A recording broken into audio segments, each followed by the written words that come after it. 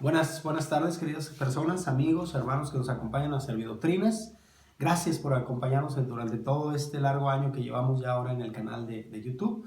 Les pedimos que nos den un like, lo esperamos para que nos sigan dando vistas y poder juntos estar disfrutando con la enseñanza de la palabra de Dios. Este es un pasaje de Isaías capítulo 9. El título del mensaje es «Porque un niño nos es nacido, hijo nos es dado». Este es uno de los pasajes maravillosos que anuncian de una manera profética la venida de nuestro Señor Jesucristo. Porque aquí a través de la Biblia se nos da lo que es la combinación de las dos naturalezas del Señor Jesús. Porque un niño nos es nacido, hijo nos es dado.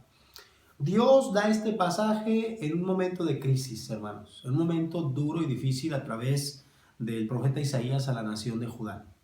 La nación de Judá estaba en una crisis nacional, en una crisis espiritual, en una crisis moral, en una crisis política y económica.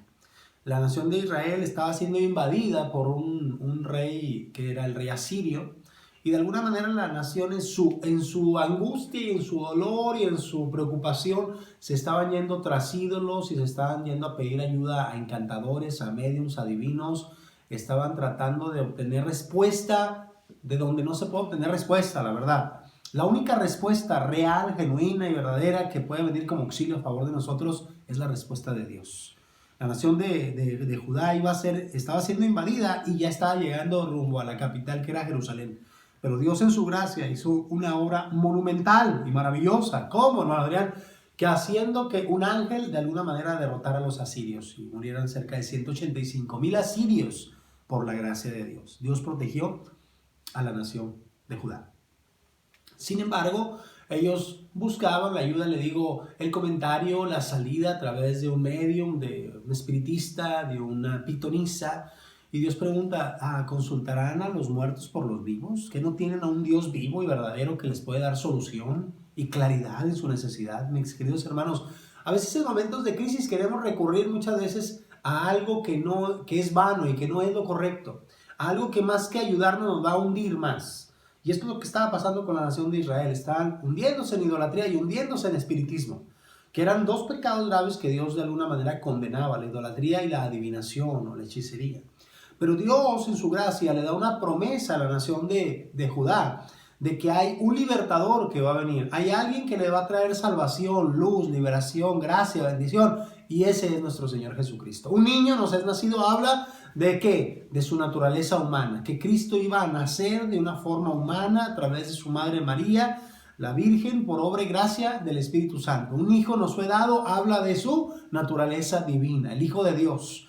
Porque de tal manera amó Dios al mundo que ha dado a su Hijo unigénito. ¿Para qué? Para que todo aquel que en él cree no se pierda, mas tenga vida eterna. Entonces, ese Hijo eterno de Dios iba a mezclar esa naturaleza con ese pequeño bebé nacido en Belén de Judá. Y de alguna forma iba a venir lo que era la verdadera salvación, la verdadera liberación de la nación de Judá. No era un libertador parecido al rey David, con guerra, políticamente hablando, financieramente sostenido. No, era un libertador, pero que iba a libertar a la nación, al pueblo, de sus pecados.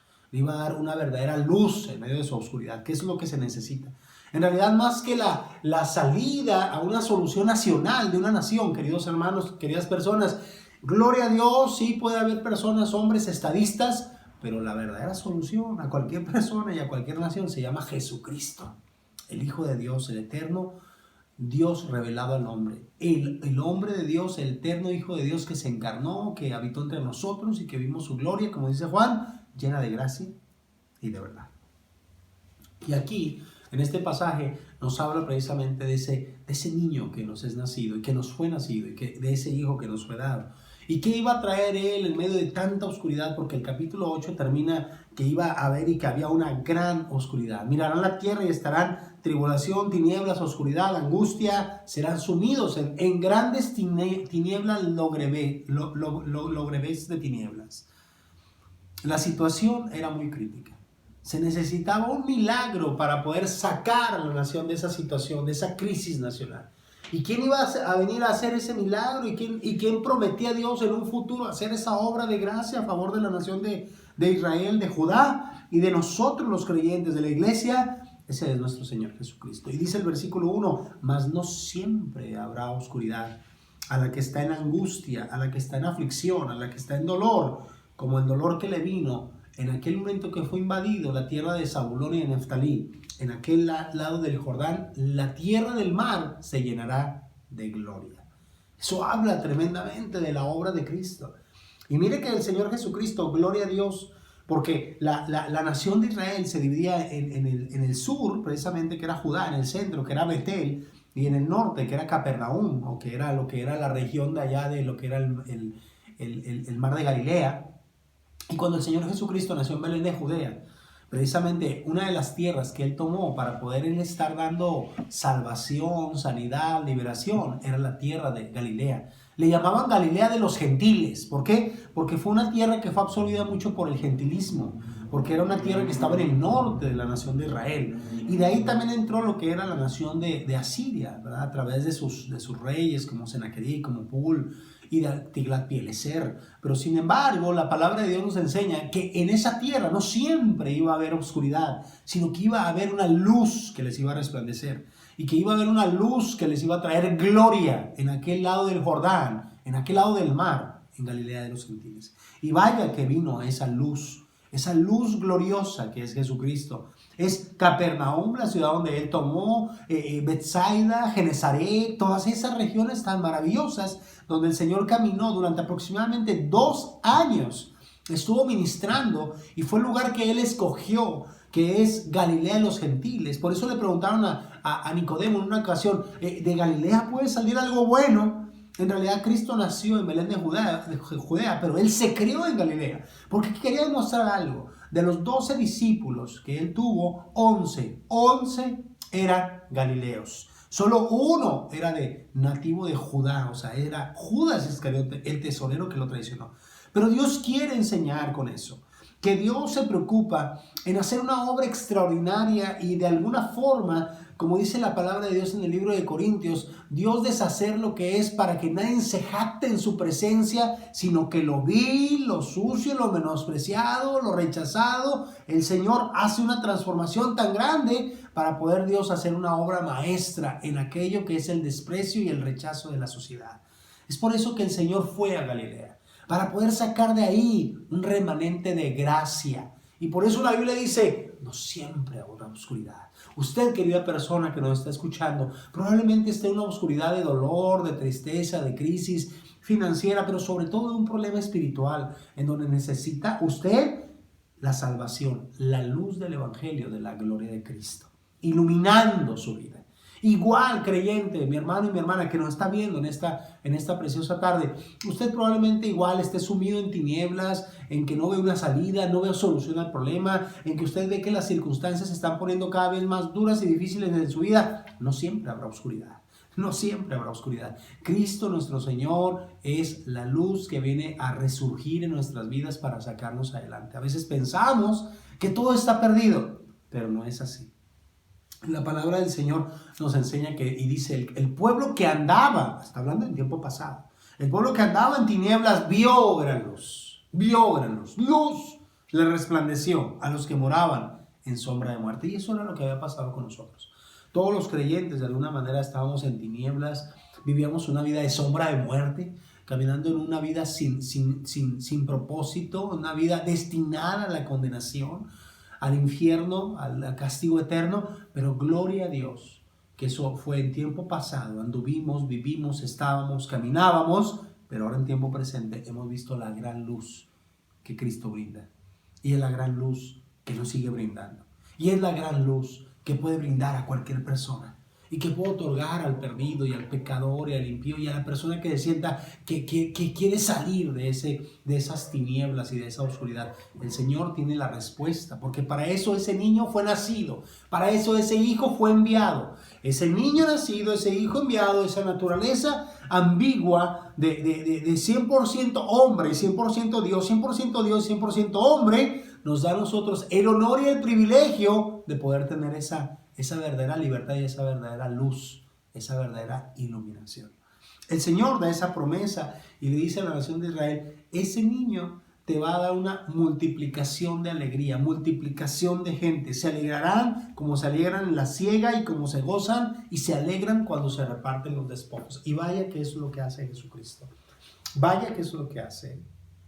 El Señor, en el momento en que trae la luz del Evangelio, Él trae alegría y gozo.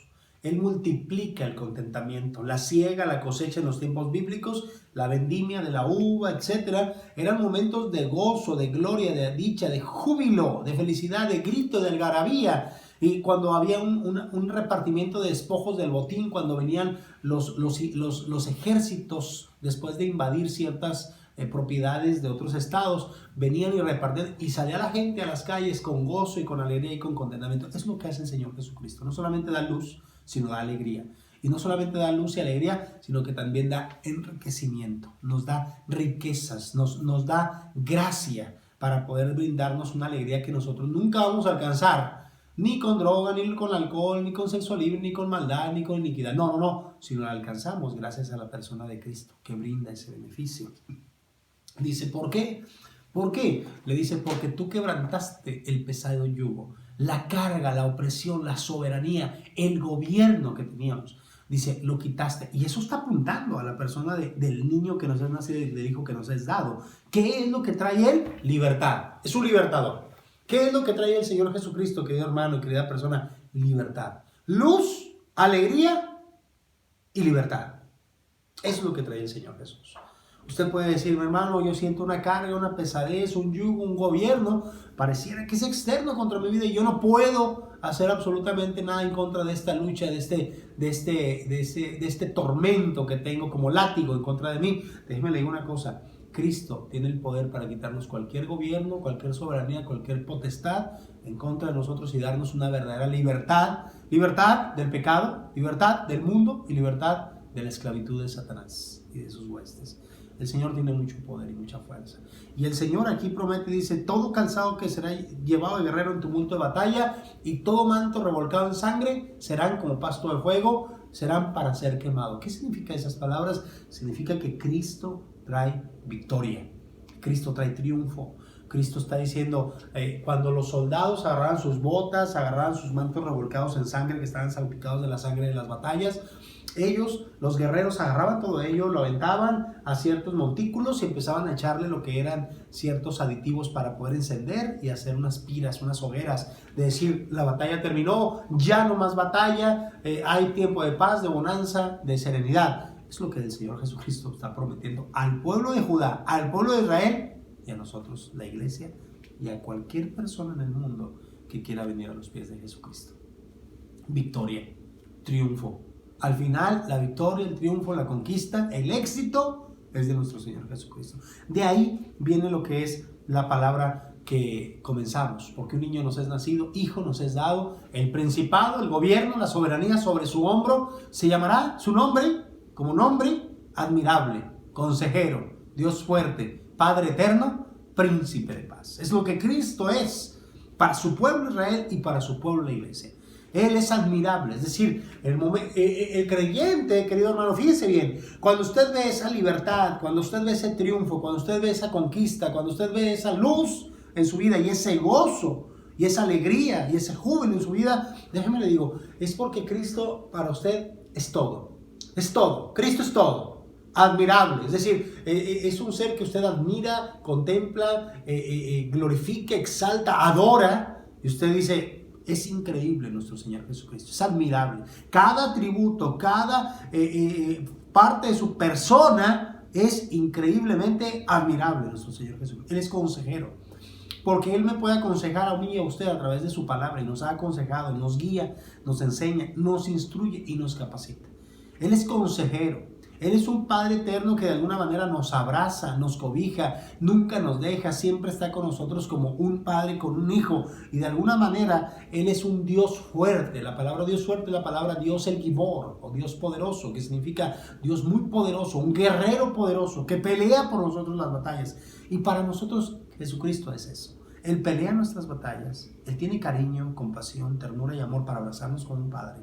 Él es un consejero sabio, maduro, que nos da las directrices y el camino que debemos de tomar.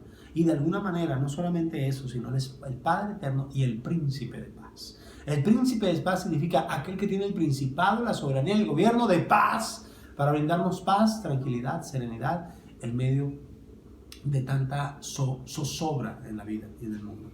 Y por último dice, lo dilatado en su imperio y su paz no tienen límites. Sobre el trono de David y sobre su reino lo dispone, lo confirma en juicio, en justicia, desde ahora y para siempre. El celo de Jehová de los ejércitos hará esto.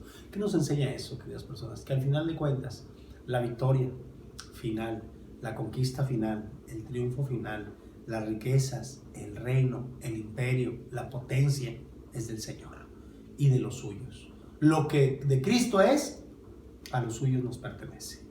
Dice, el Señor confirmará su reino de justicia, de juicio y de paz. Y no tendrá límites, no tendrá topes, jamás tendrá topes. ¿Y por cuánto durará su imperio? Por los siglos de los siglos, para siempre jamás. Y el Señor me da parte y copartícipe de estar en ese reino por haber aceptado esa luz que Él me brinda, esa victoria que Él me da, esa libertad que Él me otorga y ese gozo que Él me regala. Claro. Y cuando usted tiene a un Cristo glorioso a favor de usted, usted tendrá un reino glorioso a favor de usted. ¿Por cuánto tiempo durará mi reino, hermano Adrián?